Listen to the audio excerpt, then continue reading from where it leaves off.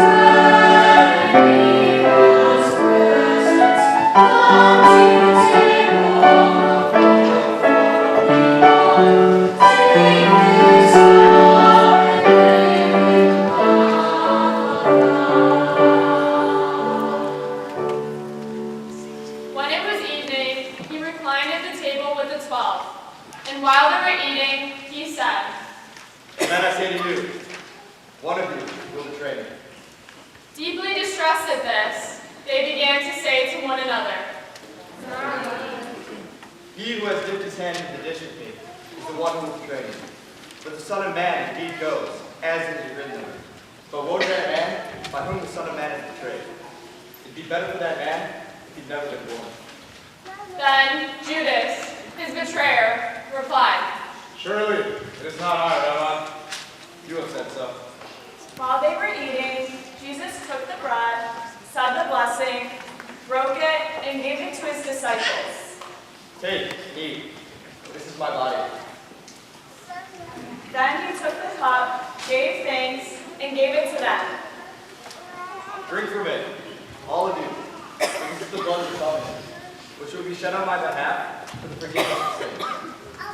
I tell you, from now on, I shall not drink this fruit of vine until I drink it with you, new, in the kingdom of my Father." Then they went out to the Mount of Olives.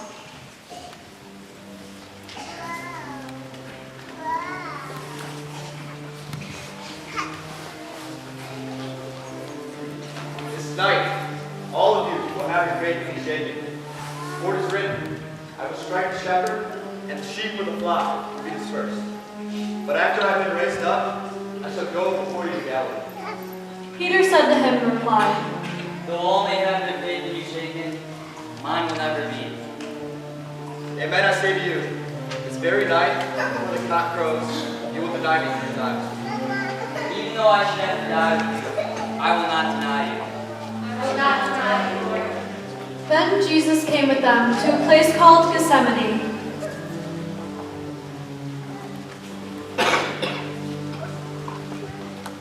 Sit here while I go over there and pray. He took along Peter and 2 sons of Zebedee and began to feel sorrow and distress. My soul is sorrowful even to death. Remain here and keep watching with me. And going a little further, he threw himself on the ground and prayed. "Father, if it is possible, let this cup pass from me. Yet, not as I will, but as you will." When he returned, he found his disciples asleep. "So you could not stay awake for 1 hour? Watch and pray that you might not undergo the test. The spirit is willing, but the flesh is weak." Withdrawing a second time, he prayed again. "Father, if it is possible, let this cup pass without my drinking it.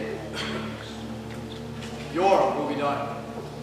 Then he returned once more and found them asleep, for they could not keep their eyes open. So leaving them again, he went away and prayed for the 3rd time, saying the same words. Then he returned to his disciples. "Are you still sleeping and taking rest? Behold, the hour is at hand when the Son of Man is to be handed over to sinners. Get up, let us go. Look, my betrayer is at hand." While he was speaking, Judas, one of the 12, arrived accompanied by a large crowd with swords and clubs. They had come from the chief priests and the elders of the people. His betrayer had arranged a sign with them, saying, "The man I shall kiss is the one. Arrest him." "Well, Rabbi, friend, do what you're here to do." Then, stepping forward, they laid hands on Jesus and arrested him. Suddenly, one of those who accompanied Jesus put his hand to a sword, drew it, and struck the high priest's servant, cutting off his ear. Put your sword back into its sheath. For all who take up the sword will perish by the sword. Do you not think that I cannot call upon my Father, and at this very moment he would not provide me with more than 12 legions of angels? But then, how the scriptures be fulfilled, which say it must happen this way? At that hour, Jesus said to the crowd, Have you come out with swords and clubs to seize me, as though I were a robber? Day after day, I sat teaching in the temple area, yet you did not arrest me. But all this has taken place so that the writings of the prophets may be fulfilled. Then all the disciples left and fled. Those who arrested Jesus led him away to Pilate, the high priest, where the elders and scribes assembled. Peter was following along in the distance as far as the high priest's court. And going inside, he sat down with the servants to see how. The chief priests and the entire Sanhedrin kept trying to obtain false testimony against Jesus in order to put him to death, but they found none. Though many false witnesses came forward, finally two came forward. This man said, I can destroy the temple of God and within 3 days rebuild it. Have you no answer? What are these men testifying against you? Jesus was silent. I order you to tell us under oath, before the living God, whether you are the Christ, the Son of God. You have said so. From now on, you will see the Son of Man seated at the right hand of power and coming on the clouds of heaven. Then the high priest tore his robes and said, He has blasphemed. What further need have we of witnesses? You have heard the blasphemy. What is your verdict? Then they spat in his face and struck him, while someone slapped him. Prophecy for us! Messiah, who is it that struck you? Now Peter was sitting outside the courtyard. A servant girl came up to him and said, You threw Judas the Galilean. I do not know what you are talking about. As he went out to the gate, another girl saw him and said to the bystanders. This man was a Jesus of Nazareth. Again, he denied it with an oath. I do not know the man. A little later, another bystander came over and said, Surely you two are one of them, for your acts betrays you. At that, he began to curse and swear. I do not know the man. And immediately a cock crowed. Then Peter remembered what Jesus had said. Before the cock crows, you will deny me 3 times. He went out and wept bitterly. When morning came, all the chief priests and the elders of the people conferred together against Jesus to put him to death. They bound him, led him away, and handed him over to Pilate, the governor. When Judas, his betrayer, saw that Jesus was condemned, he repented and returned the 30 pieces of silver to the chief priests and the elders. I have sinned by betraying innocent blood. What is that to us? See to it yourself. Throwing down the money into the temple treasury, he departed and went off and hanged himself. It is not lawful to deposit his money in the temple treasury for his request of blood. After conferring, they used his body in Potter's field as a burial place for foreigners. That is why the field, even today, is called the field of blood. That was fulfilled what it was said through Jeremiah the prophet. And they took the 30 pieces of silver, the value of the man on the price outside, the price set by some of the Israelites, and they paid it off to the Potter's field, just as the Lord had commanded. Now Jesus stood before the governor. Are you the king of the Jews? You say so. And when the chief priests and elders accused Jesus, he made no answer. Then Pilate said to him, Do you not hear how many accusations they are making against you? but he made no answer, not even to a single charge. Now on the occasion of the feast, the governor was accustomed to release to the crowd one prisoner whom they had wished. And at the time they had a notorious prisoner called Barabbas. So when they had gathered, Pilate said to them, Which of the two do I may release to you? Barabbas or Jesus, called the Messiah? Barabbas! For he knew it was out of envy that they had handed him over. While he was still in judgment, his wife came forward with a message. Have nothing to do with this innocent man, for today I suffered a great deal because of a dream about him. But the chief priests and the elders persuaded the crowd to ask for Barabbas and to have Jesus killed. The governor again said to them, Which of the two do you want me to release? Then what shall I do with Jesus, who's called the Messiah? Kill him! Why? What evil has he done? When Pilate saw that he could do nothing, but that a riot was breaking out instead, he took water and washed his hands before the crowd. I am innocent of this man's blood. Look to yourselves. His blood be upon us and upon our children. And so he released Barabbas to them. He had Jesus flogged, and they handed him over to be crucified. Then the soldiers of the governor led Jesus away into the praetorium and gathered the whole cohort around him. They stripped off his clothes and threw a scarlet robe around him. Weaving a crown of thorns, they placed on his head and a reed in his right hand. Kneeling before him, they mocked him. All hail, King of the Jews! They spat on him and mocked him and abused him. When they were done, they dressed him in his own clothes and led him off to crucify him. As they were going out, they met a Cyrenian named Simon. This man they pressed into service to carry the cross.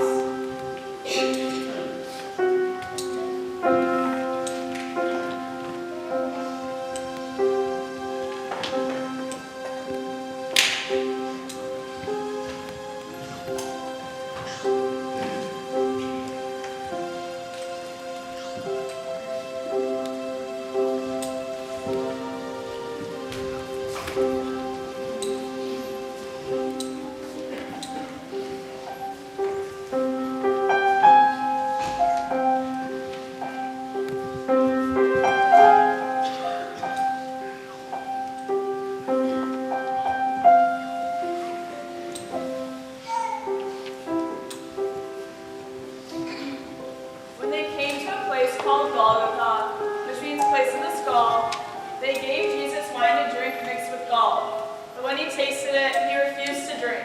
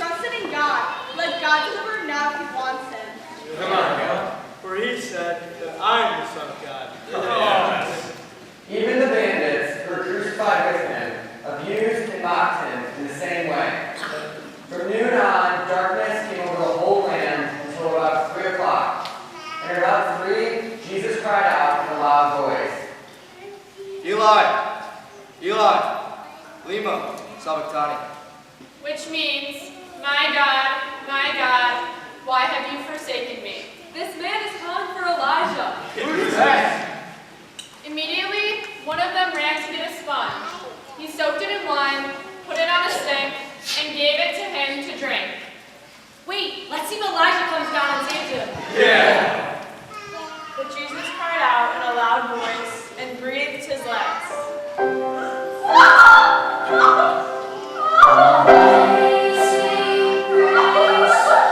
Sweet, sweet,